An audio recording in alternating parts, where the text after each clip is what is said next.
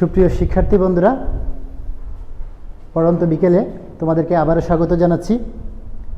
আমরা বিগত ক্লাসে তোমাদের সাথে ন্যারেশনের প্রাথমিক বিষয়গুলো নিয়ে কথা বলেছিলাম।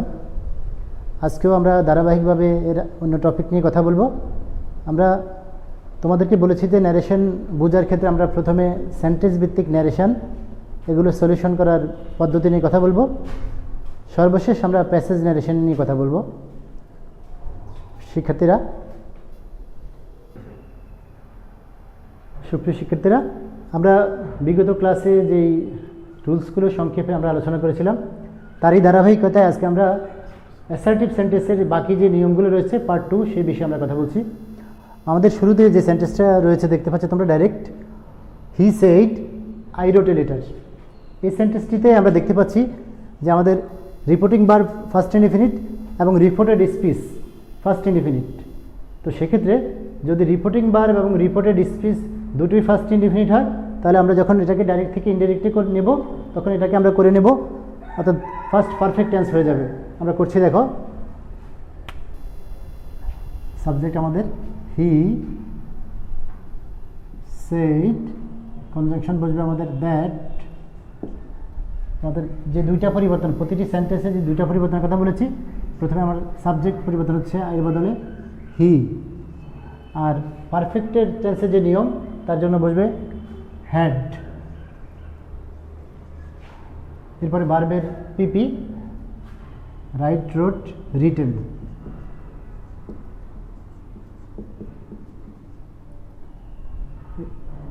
এ letter, he said that he had written a letter. দ্বিতীয় সেন্টেন্সটি, সেখানে আমরা দেখতে পাচ্ছি একই নিয়ম, she said I drove a car. এখানেও রিপোর্টিং ভার্ব এবং রিপোর্টেড স্পিচ দুটোই ফার্স্ট ইনডিফিনিট। সেক্ষেত্রে এখানে আমাদের হচ্ছে she said that she had driven. She had driven a car.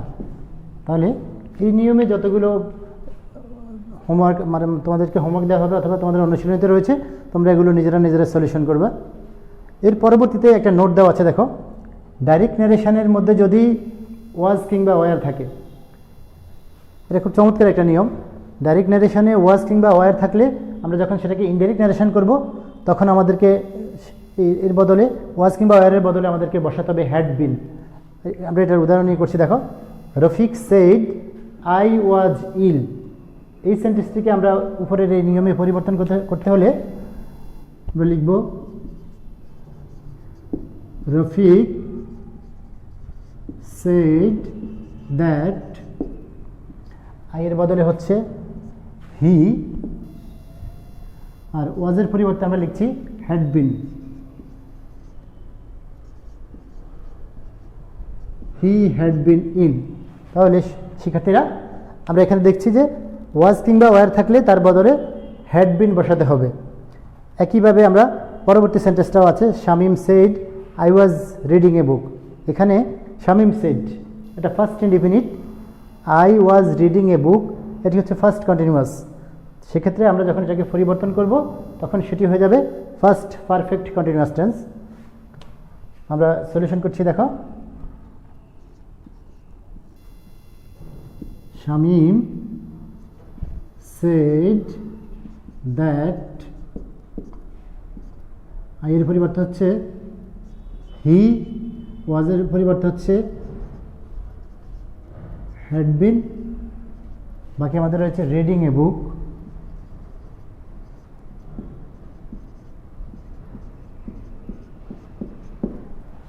শিক্ষার্থীবৃন্দ, তাহলে আমরা আরেকটা নিয়ম দেখলাম যে কোনো সেন্টেন্সে, অর্থাৎ রিপোর্টিং কোনো সেন্টেন্স যদি ডাইরেক্ট সেন্টেন্সের ন্যারেশনের ক্ষেত্রে ওয়াজ কিংবা ওয়ার থাকলে তার বদলে আমরা হ্যাড বিন বসাবো। এরপরে আমরা অ্যাসার্টিভ সেন্টেন্সের সর্বশেষ যে নিয়মটি রয়েছে আমরা সেটা নিয়ে কথা বলছি, যে যদি ইউনিভার্সাল ট্রুথ, চিরন্তন সত্য, হ্যাবিচুয়াল ট্রুথ, অভ্যাসগত সত্য যদি হয় সেন্টেন্স, সেক্ষেত্রে আমরা রিপোর্টেড স্পিচের যে পরিবর্তনটা করতাম সেরকম পরিবর্তন এখানে হবে না, অর্থাৎ প্রেজেন্ট টেন্স থাকলে সেটা প্রেজেন্ট টেন্সই থাকবে। এখানে একটু নোট দেওয়া আছে, দেখো, যদি রিপোর্টিং বার ফার্স্ট ইনডিফিনিট হয় আর রিপোর্টেড স্পিচটা প্রেজেন্ট ইনডিফিনিট হয়, সেক্ষেত্রে আমরা যখন পরিবর্তন করব তখন কিন্তু এই আমাদের যে পরিবর্তন অর্থাৎ রিপোর্টেড স্পিচ সেখানে প্রেজেন্ট ইনডিফিনিট টেন্সে থাকবে। আমরা উদাহরণ করছি, তাহলে দেখো তোমরা, তাহলে ইউনিভার্সাল ট্রুথ, হ্যাবিচুয়াল ট্রুথ, এই সেন্টেন্সের জন্য আমরা নিচের নিয়মটা অনুসরণ করতে পারি। He said man is mortal. তাহলে এক্ষেত্রে আমরা দেখছি যে এখানেও রিপোর্টিং বার ফার্স্ট ইনডিফিনিট, কিন্তু রিপোর্টেড স্পিচ ইউনিভার্সাল ট্রুথ হওয়ার কারণে এটা প্রেজেন্ট ইনডিফিনিট, এটার পরিবর্তনটা আমরা করছি। হি said that man is mortal. দ্বিতীয় সেন্টেন্সটিতে আমরা দেখতে পাচ্ছি ডিরেক্ট নারেশনে আছে, the teacher said honesty is the best policy. এক্ষেত্রেও আমরা আগের নিয়মটাই দেখতে পাচ্ছি। এটি পরিবর্তন করতে আমাদেরকে নিম্নোক্তভাবে করতে হবে। ইনডিরেক্ট লিখছি আমরা,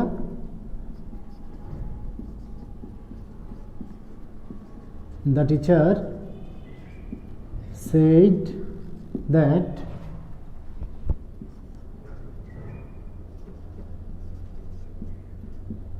honesty is the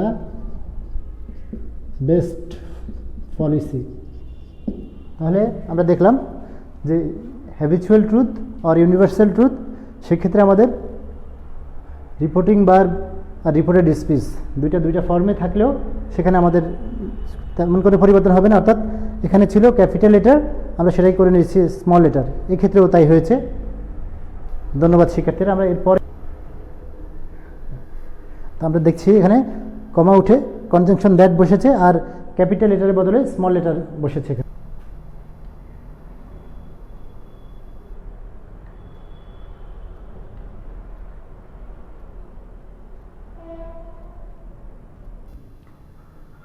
এ পর্যায়ে আমরা ইন্টারভিউটিভ সেন্টেন্স নিয়ে কথা বলবো। আমরা বিগত ক্লাসে ইন্টারভিউটিভ নিয়ে আমাদের সবগুলো রুলসের ভার্ব এবং কনজাংশন নিয়ে আমরা কথা বলেছি।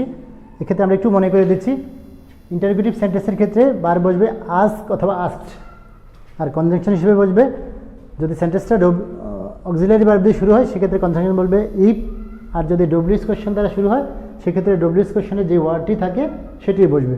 তাহলে আমরা এখানে যে সেন্টেন্সটা দেখছি, he said to me can you drive a car, এই সেন্টেন্সটাকে যদি আমরা পরিবর্তন করতে যাই, আমরা প্রথমে সাবজেক্টটা ঠিক রাখবো, হি ভার্ব হবে আস্কড,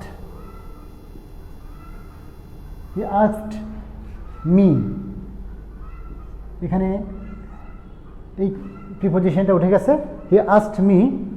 এরপরে যেহেতু অক্সিলারি ভার্ব দিয়ে আরম্ভ, সেক্ষেত্রে আমরা কনজাংশনটা বসাবো ইফ। আবারও মনে করে দিচ্ছি, প্রতিটা সেন্টেন্সে আমরা বলেছি যে ন্যূনতম দুইটা পরিবর্তন হবে, অর্থাৎ পার্সন এবং ভার্বের পরিবর্তন।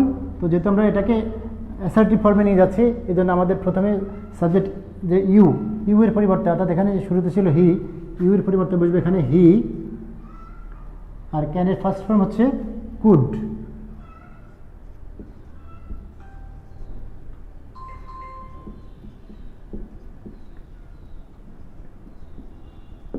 তাহলে সেন্টেন্সটা দাঁড়ালো, he asked me if he could drive a car. এরপরে আমরা দ্বিতীয় সেন্টেন্সটি একই নিয়ম আমরা দেখতে পাচ্ছি, the old man said to the maid can you give me some food. এটি পরিবর্তন করতে গেলেও আমাকে আগের নিয়মটি অনুসরণ করতে হবে, the old man asked the made, the old man asked the made. এক্ষেত্রে আমরা এই দুটি শব্দের পরিবর্তন করছি। আমরা ইউ হচ্ছে এখানে ওল্ড ম্যানকে বোঝাচ্ছে, অর্থাৎ তার প্রোনাউন হবে হি, আমরা এখানে আগে কনজাংশনটা দিয়ে দেবো। আমরা এখানেও কনজাংশন হবে ইফ, আর ইউ এর পরিবর্তে হবে হি, ক্যানের ফার্স্ট ফর্ম হচ্ছে কুড। এখানে আমাদেরকে মেডকে বোঝানো হয়েছে, তাহলে এখানে আমাদের হবে she, if she could give, আমরা আরেকটা পার্সন এখানে দেখতে পাচ্ছি, অর্থাৎ পার্সনের পরিবর্তন যত ঘটবে তাহলে এই মি বলতে বোঝানো হচ্ছে ওল্ড ম্যানকে। গিভ হিম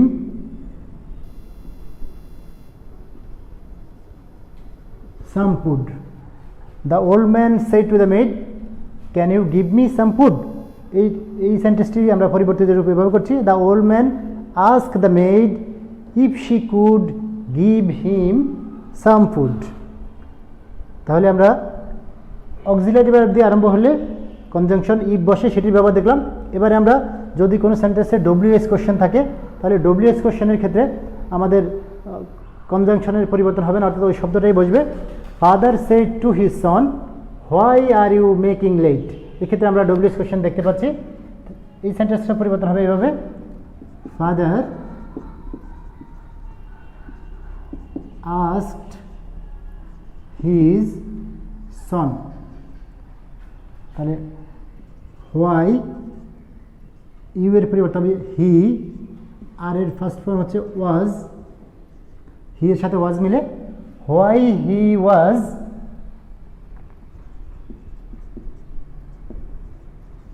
মেকিং লেট। এক্ষেত্রে আমরা দেখতে পাচ্ছি যে আমাদের এখানে ভার্ব রয়েছে আর, এটি ফার্স্ট টেন্স হিসেবে ওয়ার বসার কথা, কিন্তু আমরা ওয়াজ বসিয়েছি। এর কারণ হলো আমাদের এখানে সাবজেক্ট হি, হি এর সঙ্গে ভার্ব ওয়াজ মিলে, সেজন্য আমরা ওয়াজ বসিয়েছি। এরপরে যেটি আছে, why did you not go to school yesterday said the mother to the girl. এই সেন্টেন্সটিতে আমরা এখানে দেখতে পাচ্ছি যে রিপোর্টেড স্পিচের ব্যবহার এখানে আগে করা হয়েছে আর রিপোর্টিং ভার্বের ব্যবহার পরে করা হয়েছে। সেক্ষেত্রে এক্ষেত্রেও আমাদের একই নিয়ম হবে, রিপোর্টিং ভার্ব আগে থাকুক কিংবা পরে থাকুক, আমরা যখন ডাইরেক্ট থেকে এটাকে ইনডাইরেক্টলি নেব তখন আমাদেরকে অবশ্যই রিপোর্টিং ভার্বকে বাকি শুরুতে নিয়ে আসতে হবে। আমরা লিখছি, সাবজেক্ট হচ্ছে দ্য মাদার,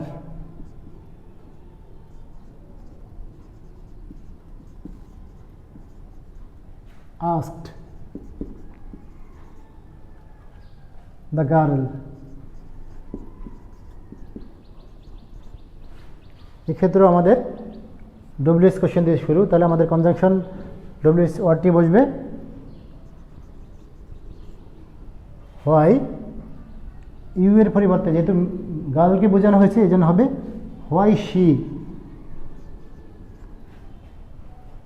এখানে আমরা রিপোর্টিং ভার্ব এবং রিপোর্টেড স্পিচ দুটি যেহেতু আমাদের পাস্ট টেন্স, তাহলে আমাদেরকে এটা করতে হবে ফার্স্ট পারফেক্ট টেন্স। সেক্ষেত্রে হোয়াই শি হ্যাড, তারপর আমাদের রয়েছে নট গো এর ফার্স্ট পার্টিসিপল ফর্ম হচ্ছে গন,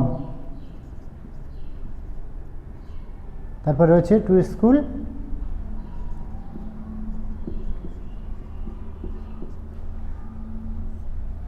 এই বিষয়টি আমাদের প্রথমে সংযোজন করা হয়েছিল যে কোথাও যদি ইয়েস্টারডে থাকে তার পরিবর্তে আমরা লিখব দ্য প্রিভিয়াস ডে।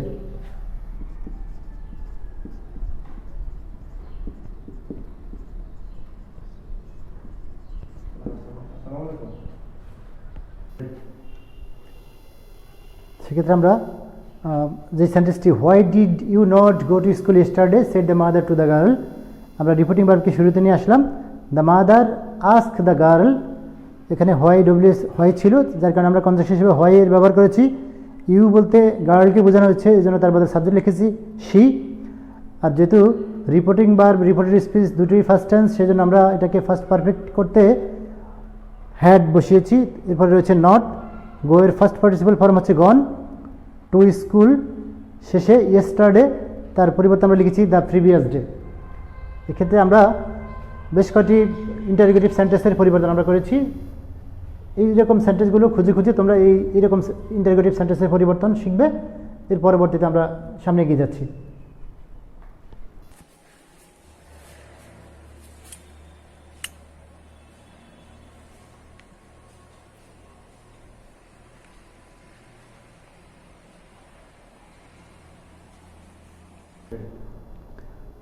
শিক্ষার্থী বন্ধুরা, আমরা আমাদের ক্লাসের শেষ পর্যায়ে উপনীত হয়েছি। যেহেতু অনলাইন ক্লাস ইচ্ছে করলেও দীর্ঘ সময় ধরে এটি কন্টিনিউ করা যায় না, সেজন্য আমরা আমাদের আজকের আলোচনার জবনিকাপাত ঘটাচ্ছি। আমরা অ্যাসার্টিভ এবং ইন্টারোগেটিভ সেন্টেন্সের দ্বারা গঠিত সেন্টেন্সগুলো ডিরেক্ট থেকে ইনডিরেক্ট করার নিয়মগুলো এবং কিছু উদাহরণ তোমাদেরকে দেখিয়েছি। এই জাতীয় এখন তোমাদের কাছে বিভিন্ন রকমের বই আছে। অ্যাসার্টিভ এবং ইন্টারোগেটিভ সেন্টেন্সগুলোর পরিবর্তনগুলো তোমরা প্রথমে নিজেরা করবা, এরপরে বইয়ের সঙ্গে মিলিয়ে নিবে। আর তারপরে আমরা তোমাদেরকে কিছু হোমওয়ার্ক দিচ্ছি, সেগুলো তোমরা সলিউশন করে তোমরা কমেন্ট বক্সে এগুলো লিখে দিতে পারো। এছাড়াও যদি তোমরা আরও অতিরিক্ত কাজ করো সেটিও তোমরা ইচ্ছে করলে প্রদর্শন করতে পারবো, আমরা দেখে নেব। এক্ষেত্রে বাড়ির কাজ আমরা অ্যাসার্টিভ এবং ইন্টারোগেটিভ সেন্টেন্সের উপরে প্রথমে রয়েছে direction. The teacher say to the students, do you like to go on a study tour? Second, Mumtaha ask Shobha, are you see the series of Sultan Sulaiman?